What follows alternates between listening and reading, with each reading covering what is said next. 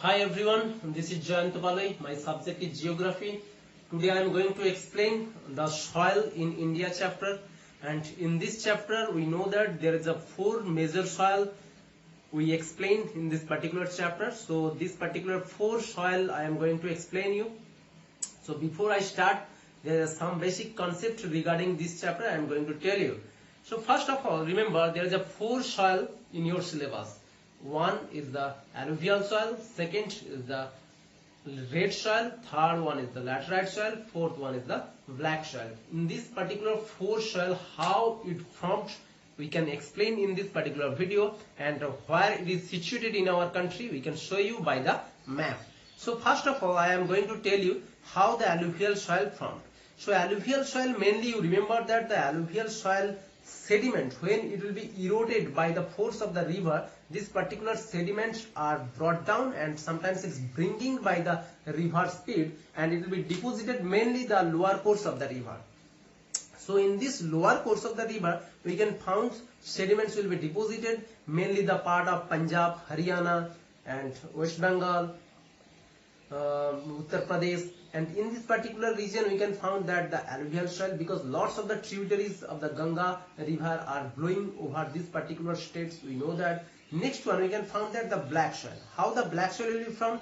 Mainly the black soil will be formed by lava soil. So lava soil means it's the basalt. So how the basalt will be found in the western part of our country, mainly Gujarat and the Maharashtra. In these two states we found the black soil, because million of years ago we know that there was a volcano, and due to volcanism this basalt soil we found, and after that this basalt soil eroded and it's make black soil, which is very important for the growth of cotton crops.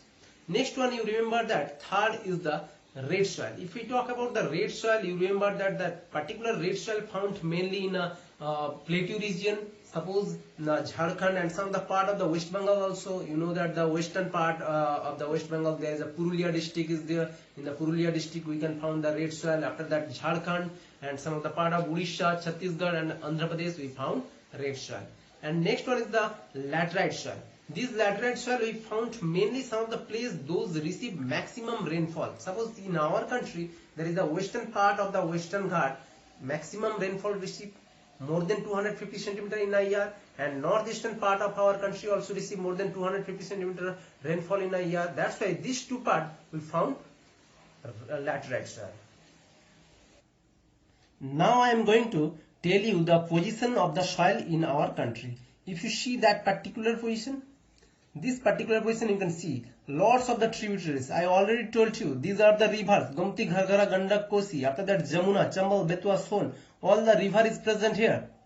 So due to these tributaries, we found maximum sediment will be deposited in this region. Uttar Pradesh, Punjab, Haryana, some of the part of the West Bengal and Bihar, we can found the alluvial soil region. So you have to mark in your map this portion only for the alluvial soil. But you remember, you don't touch this particular area for Nepal, Bhutan area. If you touch this particular area, then it's wrong. So below Nepal, Bhutan, you need to put the alluvial soil area. And second, you can come to the black soil. I already told you the black soil is found in the Maharashtra and the Gujarat. These two states we found maximum black soil, and some of the part of Rajasthan also we found the black soil, which is very important for the growth of cotton.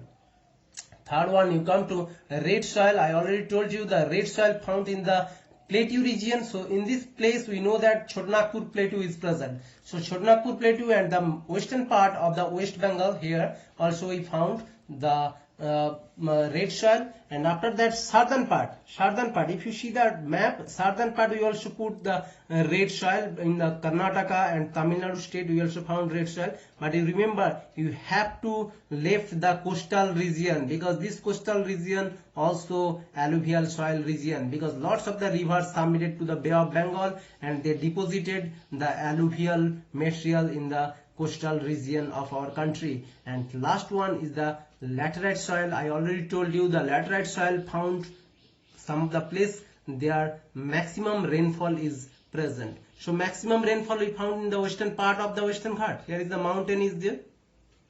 So due to this mountain, some of the wind getting blocked by the Western Ghat, and its result western part of the Western Ghat receive maximum rainfall, and the northeastern part, some of the mountain also there, Garo Khasi Jayantia is there, and some of the other Purbanchal mountain is still there. So that's why we found the rainfall is maximum also northeastern part. That's why you can see northeastern side and the western part of our country we found laterite soil. These are the most important position of the soil you have to remember. Next, I am going to tell you the wind direction of our country. So, in our country, you remember in your syllabus there is a three kinds of the wind direction is given. One is the western disturbances from the western direction, and northeastern wind, which is called the retreating monsoon, and another one is the southwestern monsoon, which is blow from the southwestern direction, and this particular wind is also called the advancing monsoon. So in this map you have to remember the position or the direction of this particular wind. Here you remember the southwestern monsoon blowing from this direction from the Arabian Sea. That's why this particular branch name is the Arabian Sea branch. And another wind, see this particular line, and it's also blowing from southwestern direction, and it's blow from the Bay of Bengal. That's why it's named Bay of Bengal branch. And another one is the thick line. You can see here it's coming from this direction. It's a northeast monsoon, and it's also called the retreating monsoon, which is coming from the northeast direction and enter through the Bay of Bengal, and after that it's absorb some of the moisture, and then again it's enter to the Tamil Nadu, and it's release some moisture in the Tamil Nadu coast during winter season. That's why we found that Tamil Nadu region received 2 times rainfall in a year, one from advancing monsoon and another from retreating monsoon. Third one, you remember western disturbances, which is entered in our country from western direction. After crossing Pakistan, Iran, Iraq, Afghanistan, it's entered to our country. In Punjab, Haryana, Himachal Pradesh, Jammu Kashmir receive some of the rainfall in the winter season. That's why its name is the western disturbances. And due to western disturbances, we also found some of the crop also grown very much like wheat and some of the other crops in our country like cotton, etc. So dear students, you remember that the particular direction of the wind in our country we found in the advancing monsoon as the southwestern direction, and in the northeastern direction in the winter season, and another one we also found from the western direction. This is also called the western disturbances. So these three particular wind direction is most important in your syllabus. You have to remember this thing. And another thing you have to remember, the southwestern monsoon have a 2 branch. One is the Arabian Sea branch, another one is the Bay of Bengal branch. When it's blow from the Bay of Bengal, it's called Bay of Bengal branch. When it's blow from Arabian Sea, it's called the Arabian Sea branch. But both the wind will be blow from southwestern direction.